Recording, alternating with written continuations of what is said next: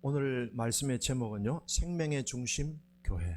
교회는 생명의 중심이다. 생명은 교회에서 흘러나온다. 그런 주제입니다. 오늘 우리 한국 교회를 일구게 된 것은 순교자들의 피 흘린 열매가 있었습니다. 또한 2000년 우리 세계 교회 역사 역시 순교자들의 피 흘림 위에 서 있습니다. 우리 대한민국의 한국교회 역사를 보면은 6.25 전쟁 때에 굉장히 많은 우리 그리스도인들이 피 흘린 사건들이 많았습니다. 6.25 당시에 인민군이 퇴각하는 과정에서 남한에 있는 기독교인들을 학살했는데 공식적인 통계가 1157명이 나옵니다. 그런데 최근에 우리나라에 국가적으로 진실화해위원회가 공식적으로 조사한 인구가, 기독교인들 가운데 죽은 인구가 1157명인데 지금 계속 비공식적인 그 숫자가 자꾸 늘어나고 있다는 보도를 또 보았습니다. 비공식적인 숫자가 계속 증가하고 있는데요. 그 중에 하나가 논산 그 역에 가까운 우곤감리교회라는 교회가 있습니다. 그 교회에 지금 6.25 당시에 학살당한 교회 그 한 공동체를 보면서 어린 시절에 죽지 않고 살아남은 김상욱 장로라는 분이 얘기했습니다. 당시에 인민군이 후퇴하면서 그 우곤감리교회에 있는 공동체 중에서 김씨 일가들이 한 32명이 학살당했다는 겁니다. 근데 그 당시에 그 교회의 어른이었던 한 분이 지켜보는 데서 자기 손자가 그 인민군에 의해서 뇌를 맞고 죽어가는 현장을 보았고요. 또 자기 자녀가 죽는 현장도 보았고. 그래서 이분이 얘기하기를 밤새도록 비명소리가 들렸다. 그렇게 얘기합니다. 지옥 그 자체였다고 합니다. 근데 또 다른 얘기인데요. 6.25가 끝나자 이제 순교를 당한 집안들이 마을의 그 학살자들, 가해자들에게 대부분 복수하지 않고 용서와 화해의 손길을 내밀었다는 겁니다. 그래서 한 교회 안에 가해자의 자손도 있고 피해자의 후손도 함께 있어서 이렇게 진상을 파악하는 데 상당히 조심스러웠다. 그런 얘기했습니다. 진실화해위원회에서 조사위원들이 이렇게 보고했습니다. 기독교는 공산주의를 반대하고 자유대한민국을 세우는 데에 앞장섰다. 서울신학대학교의 교회사 연구가였던 박명수 교수는 이런 얘기했습니다. 김일성의 악질 종교 처단 지시가, 그 악질 종교는 바로 기독교를 말합니다. 김일성의 악질 종교 처단의 그 교지가 내려왔습니다. 그것이 인민군들이나 그리고 퇴각하고 있던 빨치산 그 사람들이 집단 학살을 불러일으켰습니다. 기독교인의 집단 학살은 단순히 집안 간의 갈등이나 개인적인 감정 때문에 일어난 것이 결코 아니라는 것입니다. 오직 신앙 때문이었다는 겁니다. 2000년 우리 교회 역사도, 한국교회 역사에도 수많은 순교자들의 피 흘린 희생 위에 교회가 오늘 이렇게 서 있습니다.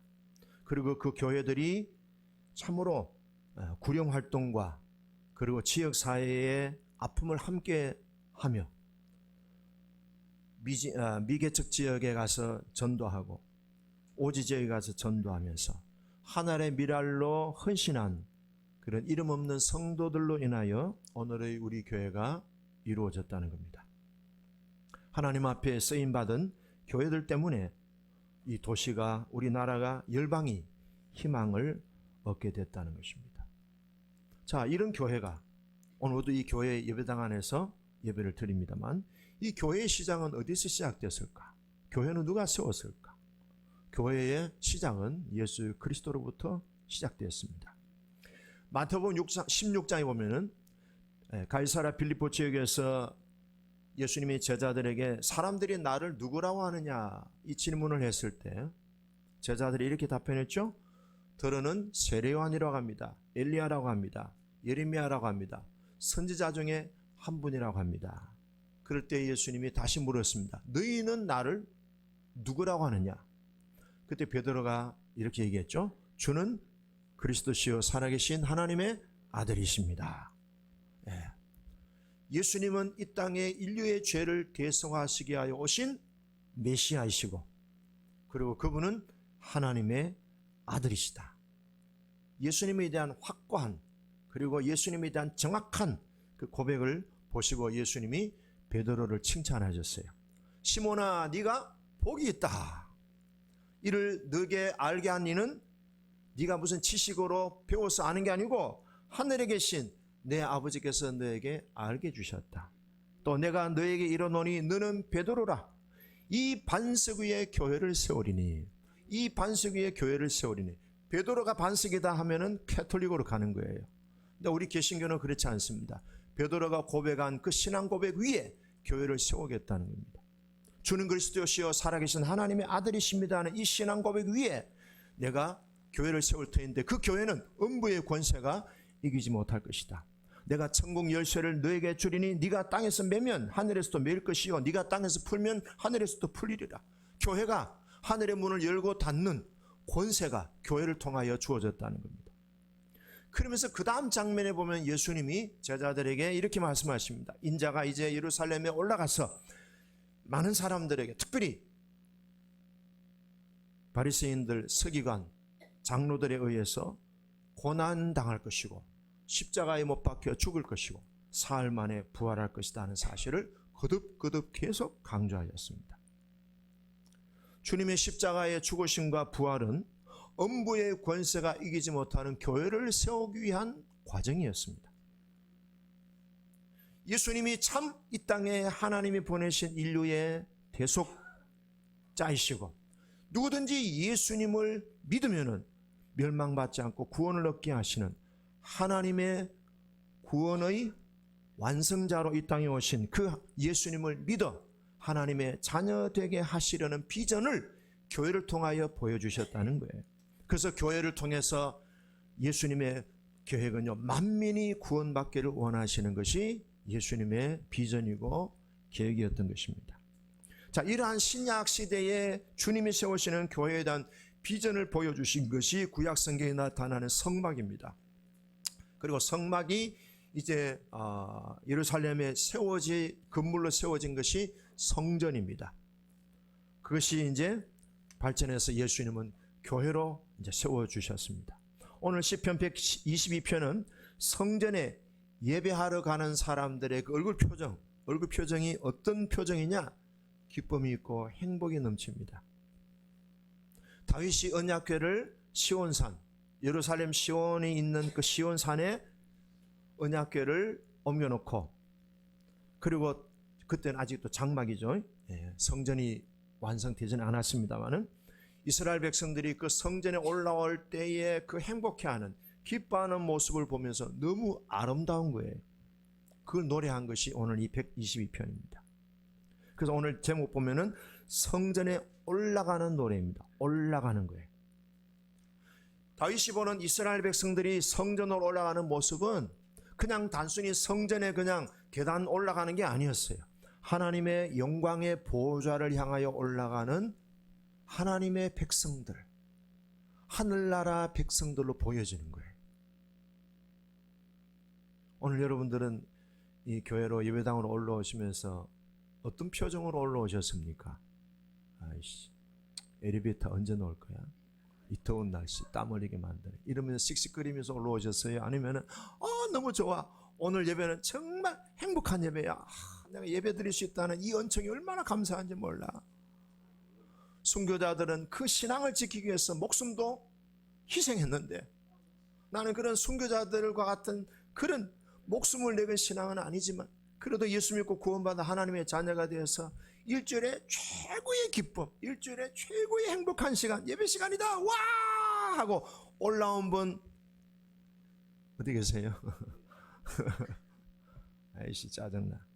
이런 더운 날은 집에서 자습하지 예배를. 휴강은 없어? 맨날 목사님 오라고 그래. 교회 종이 땡땡땡 어서 가보자. 예수님이 문 앞에 기다리신다. 다윗이 예루살렘 성으로 올라오는 이 성도들의 모습을 보니까 하나님의 보좌의 영광으로 올라가는 그런 하늘나라 백성으로서의 그 행복해하고 기뻐하고 너무너무 즐거워하는 모습을 보면서 마음의 깊은 감동을 받은 거예요. 예배당으로 올라가는 그 모습이 믿음의 수준이 올라가고 소망의 수준이 올라가고 사랑의 수준이 올라가고 영적 수준이 올라가고 하나님을 사랑하는 수준이 순종의 수준, 용서하고 화해하는 수준, 원수와 연합하는 그런 수준까지도 올라가는 그런 영적인 실상을 다윗이 보는 거예요. 성전으로 올라가는 그들의 모습을 보면서 참 그 올라가는 모습이 하나님 보시기에 얼마나 기뻐하실까. 자, 오늘 1절에 보면은 뭐라고 표현합니까? 사람이 내게 말하기를 여호와의 집에 올라가자 할 때에 내가 기뻐하였도다. 짜증내고 이 더운 날 좀 쉬지 집에서. 동영상 보고 그냥 왜 큰빛교회는 유튜브 안 해? 그냥 바로 그냥 동영상 해가지고 하면 집에서 시원하게 에어컨 틀고 얼음물 마시면서 예배 드릴 터인데 왜 더운 날 교회 오라 그래? 이런 분이 한 분도 없죠. 기뻐하였도다. 예배 드리러 올라오는 성도들의 모습은 비록 땀은 흘리고 더운 여름 날씨지만은 그렇지만 하나님 앞에 예배 드린다는 하나님의 보좌의 영광을 바라보면서 올라가는 그들의 마음은 얼굴에는 기쁨이 있고 행복이 있습니다. 자, 이렇게 얘기하는데도 여전히 인상 쓰는 분들이 한 분이 계십니다. 하나 둘 셋 하면 미소를 짓는 겁니다. 행복한 기쁜 얼굴. 시작. 하나 둘 셋.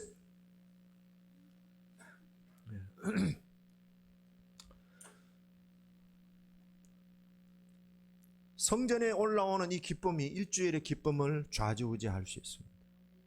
여기서 우리가 기쁨을 얻지 못한다면 어디서 얻을 수 있겠습니까? 항상 기뻐하라. 어디서부터? 성전에 오르면서부터 기쁨이 시작되는 거예요. 오늘 여러분들이 성전의 문을 나서고 내려갔을 때는 기쁨의 날개를 치면서 세상을 향하여 멋지게 살아갈 하늘나라 백성으로 살게 될 것을 기대합니다. 따라합니다. 내 영혼아 행복하고 기뻐할지어다. 아멘. 그 다음에 2절과 3절에 보면 뭡니까? 성전의 모습이 얼마나 아름답게 되었는지 보시죠. 2절 예루살렘아 우리 발이 내 성문 안에 섰도다. 우리 발이 어디에 있어요? 성전 안에 있다는 거예요. 우리 발이 어디에 있어요? 하나님의 보좌의 영광의 그늘 안에 있다는 겁니다. 3절 예루살렘아 너는 잘 짜여진 성읍과 같이 건설되었도다. 예루살렘이 어떻습니까? 잘 도시계획이 잘 되어 있어요. 울퉁불퉁한 길이 없어요. 직선으로 바둑판처럼 길들이 잘 짜여져 있고 잘 정리가 되어 있습니다. 그렇습니다.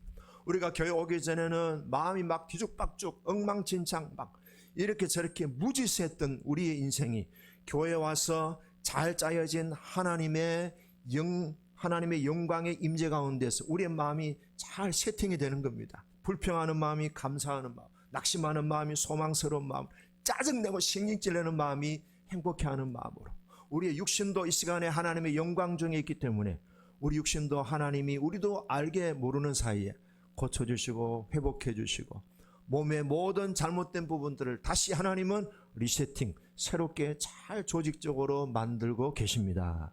이 예배가 그런 시간이에요. 우리의 생각이 뭡니까? 생각이 우선순위가 잘 세워지고 질서가 세워지고 그래서 예배 드릴 때에 우리의 생각이 잘못된 것이 교정됩니다.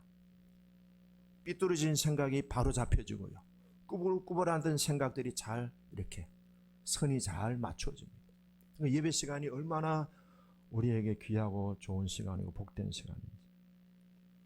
무엇보다도 내 내면에 예수 그리스도께서 중심이 되시는 그런 리세팅이 되는 시간입니다. 생각이 바뀌어지고 관계가 새로워지고. 그래서 어떤 분은요, 부부지간에 막 예배 전에는 싸웠다가 예배 드리고 나면은 미안해 여보, 내가 잘못했어, 서로 화해하고. 그래서 사람들끼리도 형님 먼저, 그걸 이제 내다보는 거죠. 4절입니다. 뭐라고 합니까? 지파들 곧 여호와의 지파들이 여호와의 이름에 감사하려고. 그 다음에 이스라엘의 전례대로, 전례가 뭡니까? 영과 진리 가운데로 한다 이 말이에요.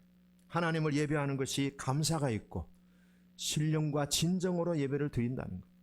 그래서 그 마음이 어떻게 됩니까? 뒤죽박죽 들쑥날쑥했던 마음들이 딱 이렇게 하나님 중심으로, 예수 그리스도가 우리 보호자 마음의 생각의 중심으로 딱 이렇게 정리가 된다는 거예요. 자, 그렇게 하나님의 백성들이 그렇게 잘 되니까 5절에 보니까 거기에 심판의 보좌를 두셨으니 곧 다윗의 집의 보좌로다. 뭡니까?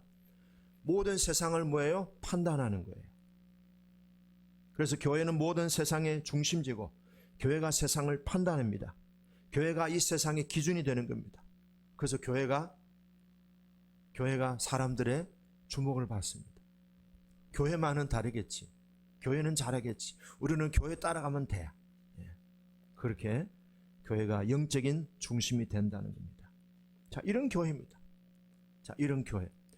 이 교회에 우리가 모든 생각이 정리가 되어지고 삶이 정리가 되어지고 마음 중심이 정리가 되면서 특별히 이 교회에 하나님의 영광이 임재하면서 하나님의 성령이 임재하면서 우리의 마음을 만져주십니다. 거기에서 오는 제일 중요한 특징이 뭘까요? 과거의 삶에 대해서 해석이 됩니다. 아까 여정이라는 그 내용 보니까 그런 부분이 나오던데요.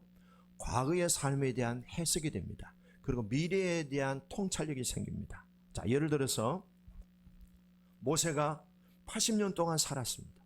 40년 동안 애굽의 왕자로서의 훈련을 받았고 40년 동안은 목자의 훈련을 받았습니다. 80년 동안 모세가 살아온 그 삶에 대해서 모세 자신도 몰랐어요. 그냥 이렇게 살다가 나는 끝나는구나, 정말 무기력하게 무능하게 살았던 자신의 모습을 보면서 자존감이 한없이 떨어져 있었습니다. 그런데 결정적인 순간이 왔습니다. 호렙산 가시떨기 나무에서 하나님의 영광의 임재를 경험합니다. 불붙은 떨기나무를 보면서 하나님과 만나게 됩니다. 그러면서 하나님은 모세에게 지난 80년간의 모든 삶에 대한 해석을 해줍니다. 이스라엘 백성들을 애굽에서 가나안 땅으로 인도하는 대미션이 주어진 거예요. 이제 모세가 어떻게 살아가야 될지 분명한 방향을 하나님 보여주셨어요. 하나님이 모세에게 과거 80년에 대한 해석을 해주셨어요. 이스라엘 백성들을 애굽에서 인도하기 위한 모든 과정이었다. 해석입니다. 내 인생이 왜 40년 동안 애굽에서 왕자의 훈련을 받고 40년 동안 광야에서 목자의 훈련을 받았는가? 하나님이 이러한 목적을 위해서 나를 훈련하셨구나. 그래, 내가 무기력하고 무능한 인간이 아니구나. 하나님이 나에게 새로운 비전을 주시려고 이런 과정을 겪게 하셨구나 하는 인생에 대한 해석이 생기는 거예요. 그리고 뭡니까? 이스라엘 백성들을 가나안 땅으로 인도하는 해방의 리더로, 하나님의 종으로 쓰임받게 된 미래에 대한 통찰력을 하나님이 보여주시는 거예요. 주신 거죠. 저도 과거에는 5년 동안 아파가지고 늘 병으로 쩔쩔맸는데 주님을 만나고 나니까 5년의 투병 생활에 대한 해석을 하셨어요. 내가 너를 예수 믿고 하나님의 자녀 만들려고 병 주었다. 내가 너를 나의 종으로 만들기 위해서 그런 시련이 있었다. 너는 그 모든 과정들을 통해서 훈련받은 대로 나의 신실한 종으로 살기를 바란다. 해석이 됩니다. 예배를 통하여 우리의 살아왔던 정말 의미가 없고 그냥 세월만 보내고 시간만 그냥 소모했던 인생이라고 생각했던 그 과거가 하나님이 주시는 영적인 통찰력을 통해서 해석이 되는 겁니다. 오늘 예배를 통해서 하나님의 그런 은혜가 임하고 있습니다. 자, 그런 교회입니다. 그런 성전에 오늘 이제 다윗이 정리를 합니다. 6절, 예루살렘을 위하여 평안을 구하라. 예루살렘을 사랑하는 자는 형통하리로다. 무엇보다도 중요한 것은요, 이 교회가 우리의 마음의 중심이 와 있다는 거예요. 그래서 마음의 중심이 뭐가 있어야 됩니까? 평안이 있어야 돼요. 평안이 있어요. 부부지간에 아무리 행복해도요, 교회가 막 어지럽고 교회가 막 소동이 일어나고 교회에서 막 싸움이 일어나면요, 부부지간의 행복도 의미가 없어요. 어떤 분이 그래요. 목사님, 우리 교회가 너무 어렵습니다. 근데요, 우리는 부부지간에 밥 먹어도 대화가 없습니다. 교회 때문에 걱정이 돼가지고 대화할 게 없어. 대화하면은 또 이런저런 말들이 나오니까 아예 그냥 침묵 속에 밥을 먹고 있다는 거예요. 여러분, 교회가 평안하다고 하는 것은 얼마나 우리에게 큰 힘이 되는지 몰라요. 그래서 오늘 성경에 그런 하나님의 영광스러운 임재를 경험하게 하고 과거에 대한 해석을 하는 영적 통찰력을 열어주고 미래에 대한 하나님의 부르심을 확실히 보여주시는 그 하나님의 영적인 임재가 있는 이 교회가, 이 성전이, 이 예배가 얼마나 중요한가. 그러니까 교회가 우리 마음 중심에 와 있는 거예요. 그래서 교회가 평안해야 우리의 삶도 평안하고 직장 생활도 평안하게 할 수 있어요. 여러분 보세요. 교회가 막 분란이 일어나고 어떤 교회를 보니까요, 시꺼먼 리본을 달아매고요, 아무개 건조 일어났더라고요. 교회 안에서 싸움이 일어난 거예요. 교회 안에서 막 양파, 쪽파, 실파, 대파 막 싸움이 일어났어요. 누가 이겼겠어요? 아직도 진행 중이더라고요. 15년이 지났는데 아직도 대파가 이기냐, 실파가 이기냐, 양파가 이기냐, 쪽파가 이기냐 싸우더라고요. 평안하지 못한 거예요. 직장에 가도 늘 뒤통수가 무언가 건질건질하고, 어디 내가 뭐 재밌는 데 가도 늘 걱정이 끊이지 않고. 그래서 교회가 평안하기를 우리가 기도해야 되고, 그 교회의 평안함을 기도하는 사람들에게는 뭐가 있다고요? 형통의 복이 있습니다. 당연히 형통의 복이 있죠. 특별히 우리가 교회가 평안하기 위해서 기도할 때요, 교회가 시험 들지 않도록 기도하시길 바랍니다. 영적 공격이 항상 노출되어 있습니다. 두 번째는 교회의 영적 리더를 위해서 기도해야 돼요. 목사님을 위해서 기도해야 됩니다. 그리고 교회가 영혼 구원과 그리고 봉사와 지역사회를 섬기는 일에, 약한 자들을 돌아보는 일에 늘 신경 쓰는 교회가 될 수 있도록 기도해야 됩니다. 그 다음 제 9절에 보시죠. 9절. 그러면은 우리가 축복을 받는 목표가 뭔가? 9절 보시면은요, 읽어봅니다. 시작. 여호와 우리 하나님의 집을 위하여 내가 너를 위하여 복을 구하려노다. 하나님이 우리에게 개인적인 복을 주시고 가족적인 복을 주시고 자녀들에게 복을 주시는 이유가 뭡니까? 하나님의 집을 위하여. 하나님의 집을 위하여. 자, 하나님의 집을 위하여. 우리 모든 하나님이 부어주시는 축복이 하나님의 집을 위하는 목표를 위해서 존재한다는 거예요. 나의 영광이 아니에요. 나의 만족이 아니라고. 나의 성공이 아니라고. 그것을 통해서 하나님의 집이 복받기를 원하시는 그 목표가 있다는 거예요. 그래서 우리 그리스도인들은요, 교회가 얼마나 중요한가를 알기 때문에 교회를 사수하기 위해서 목숨을 겁니다. 옛날에 이런 얘기가 있었어요. 제가 기억이 좀 가물가물한데요, 그래도 계속 기억하니까 조금 이제 살이 붙어서 이제 스토리가 만들어진 겁니다. 이 얘기를 드릴게요. 시골에 어떤 교회가 있었는데요, 교회가 건축을 하게 됐습니다. 교회가 건축을 하니까 온 성도들이 너무너무 행복해하고 즐거웠어요. 그래서 목사님하고 온 성도들이 기공 예배를 드릴 때 정말 축제였습니다. 떡도 하고 마을 사람들 동원해가지고 잔치도 하고 떡도 돌리면서 기쁜 마음으로 기공 예배를 드리고 첫 삽을 떴습니다. 시작은 좋았는데 교회 건축을 하니까 재정이 자꾸 이제 필요하지 않습니까? 근데 건축하다가 교회 재정이 없다 보니까 중단이 됐습니다. 성도들은 안타까워서 열심히 모여 기도했습니다. 근데 빨리 공사가 계속되지 못하니까 여기저기서 한 사람 두 사람 불평하기 시작했습니다. 우리 교회가 너무 예산을 많이 잡았어. 목사님이 너무 밀어붙여서, 장로님들이 너무 무모하게 시작했어. 등등 막 교회에서 이런저런 불평 원망 소리가 막 확산되기 시작했습니다. 그런데 그 중에 박지사님이라는 분이 계셨어요. 이분은 계속 기도합니다. 하나님, 이 교회가 중간에 이렇게 공사가 중단되면 동네 사람들이 우리 교회를 보고 얼마나 불쌍하게 보겠습니까? 우리 교회가 이웃을 복되게 해야 되는데 하나님 도와주세요. 도와주세요. 우리 교회가 속히 공사가 재개되어서 빨리 완공할 수 있도록 도와주세요. 간절히 기도하고 어떤 때는 눈물도 나고 어떤 때는 금식 기도도 하고 이렇게 기도하는데 어느 날 아이디어가 생겼어요. 아차, 이걸 몰랐구나. 그래서 자기가 어떤 병원을 수선해보니까 눈을 산대요. 눈. 뭘 판다고요? 눈을 팔아. 그래서 이 사람이 병원에 이제 수속을 하고 자기 눈을 팔게 됐어요. 그리고 이제 그 수술하는 날이 됐습니다. 의사가 눈을 이제 이 사람 눈을 판다고 하니까 눈을 이제 받으려고 수술을 하기 직전에 왜 눈을 팝니까? 왜 눈을 이렇게 이식하게 됩니까? 했더니 우리 교회가 공사가 중단이 되어가지고 재정이 필요한데 내 눈 팔아가지고 우리 교회 건축을 완공하려고 합니다. 그 얘기를 듣고 의사가 감동이 된 거예요. 그만! 수술 끝! 안 합니다. 그래가지고 이 사람을 이제 수술을 안 하기로 했어요. 너무 가득한 마음에 감동이 돼서. 그래서 병원에서 의논을 해가지고 그 교회에 건축비를 지원하게 됐습니다. 근데 그 교회에 선교사가 있을 때예요. 그 선교사님이 그 얘기를 듣고 너무 감동이 받아가지고 그 박 집사를 불렀대요. 당신 집에 아이들이 있느냐고. 아이들이 있다고. 2아들이 있다고. 그러냐고. 미국으로 내가 보내주겠다고. 그래가지고 2아들이 미국에서 유학을 하고 왔다는 옛날 얘기입니다. 별로 감동이 안 되는 것 같은데 하나 더 하겠습니다.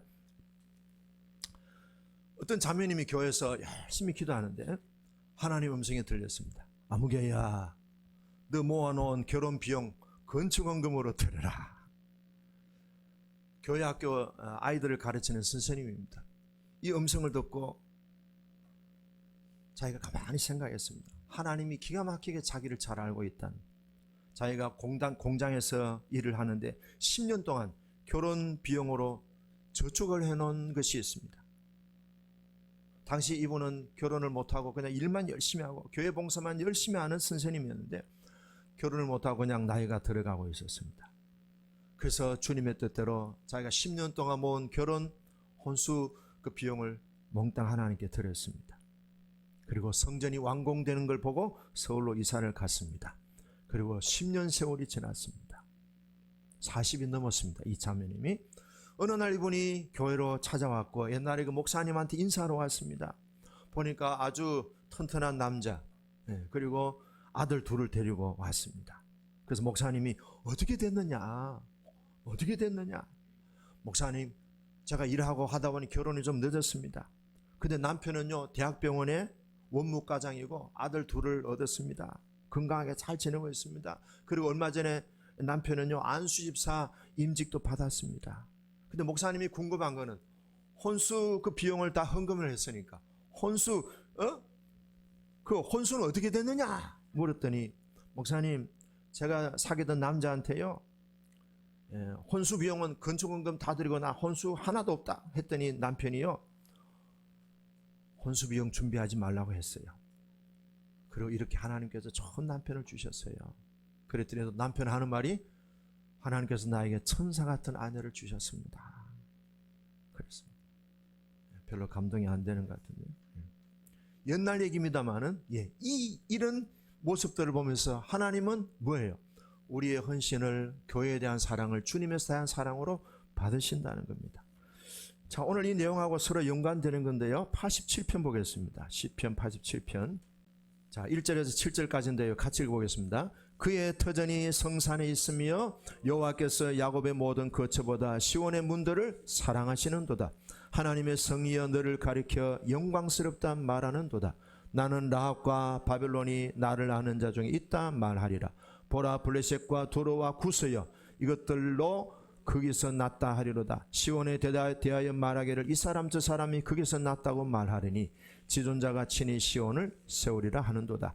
여호와께서 민족들을 등록하실 때에는 그 수를 세시며 이 사람이 거기서 났다 하시리로다. 노래하는 자와 뛰어노는 자들이 말하기를 나의 모든 근원이 내게 있다 하리로다. 특별히요, 하나님의 성전이 영광스럽다는 거예요. 하나님의 성전이 영광스러운 이유가 뭘까요? 사람을 변화시키고 나라를 변화시키는 거예요. 오늘 여기는요, 나라에 대한 국가적인 변화를 얘기하고 있어요. 자, 4절에 보니까 라합은 뭘 의미하는가 하면은 애굽을 의미합니다. 애굽은 어떤 나라죠? 이스라엘을 종살이 시켰던 나라입니다. 바벨론은 어떤 나라죠? 이스라엘을 멸망시킨 원수 같은 나라입니다. 그 다음 블레셋이라는 나라는 뭐예요? 항상 이스라엘을 괴롭힌 마귀 같은 나라입니다. 그 다음에 두로는 무슨 나라입니까? 두로는요, 이스라엘에 대해서 굉장히 조롱하고 모욕했던 대표적인 나라였습니다. 구스는 어디예요? 저 멀리 있는데 굉장히 이 사람들은 이스라엘 백성들한테 물을 떠다주고 길어주는 종살이했던 사람들입니다. 자, 이런 나라들, 적대적인 나라들이에요. 그리고 아주 불행하고 가난한 나라들인데 이 나라들이 어떻게 됐습니까? 이 나라들이요, 4절에 보니까 하나님을 아는 자 중에 있다. 이 나라들이 다 뭡니까? 성전을 통해서, 하나님의 교회를 통해서 하나님을 아는 하나님의 백성들과 함께 됐다, 이 말입니다. 이 일이 어떻게 이루어집니까? 이 일이 어떻게 이루어집니까? 자, 5절에 보니까요, 지존자가 친히 시온을 세우리라. 지존자, 하나님이 하셨다는 겁니다. 오늘 우리 교회로 말하면 성령께서 이런 작업을 하셨다는 겁니다. 우리가 한 게 아니에요. 성령이 임재하심으로 국가적으로도 이 나라들이 변화되어서 하나님을 예배하고 하나님께 예배드리는 그 영광 중에 기뻐하는 백성들이 다 됐다는 겁니다. 누가? 지존자가 그 민족들을 하나님의 산 시온에 세웠고 시온에서 나왔다고 얘기하는 거예요. 자, 이들을 통해서 뭡니까? 세상이 구원받는데 그 세상의 구원의 기초는 어디입니까? 교회다. 그러니까 이 교회가 가지고 있는 중요성이 얼마나 귀한 뜻이 있는지 모르는 겁니다. 하나님의 구원의 계획은 교회를 통해서 이루어지는 겁니다. 그래서 우리 교회는 중요한 겁니다. 그러면 이제 마지막으로 교회가 가지고 있는 중요한 존재의 의미는 뭡니까? 건물입니까? 아니면은 숫자입니까? 교회가 가지고 있는 가장 중요한 의미는요, 하나님의 영광이 임재할 때에 교회가 교회다워지는 거예요. 캘리포니아에 있는 그 잭 헤이포드 목사님이 심호한 교회가 있어요. 길 위의 교회라는 그런 교회가 있어요. 목사님이 교회가 한 100명 정도 될 때에 목사님이 주일 설교 준비를 마치고 오후 한 3시 정도 돼서 예배당을 나서는데, 주일날 이제 성도들이 이제 예배당의 이 온도 히터를 이제 22도 정도 맞춰놓고 예배당을 떠나려고 하는데 무언가 인기척이 들렸어요. 강례상 쪽에서. 인기척이 들려서 강례상 쪽을 보러 보는데 뭔가 희뿌연 안개 같은 게 보였어요. 왜 저게가 보일까? 이상하게 생각해서 강례상 옆쪽에 문을 열고 나가면 기도실이 있어요. 근데 기도실을 열어보니까 교회는 말짱해요. 근데 강례상 쪽에 무언가 희뿌연한 어떤 그런 안개 같은 게 보이는 거예요. 이게 스모그도 아니고 안개도 아니고 그렇다고 해서.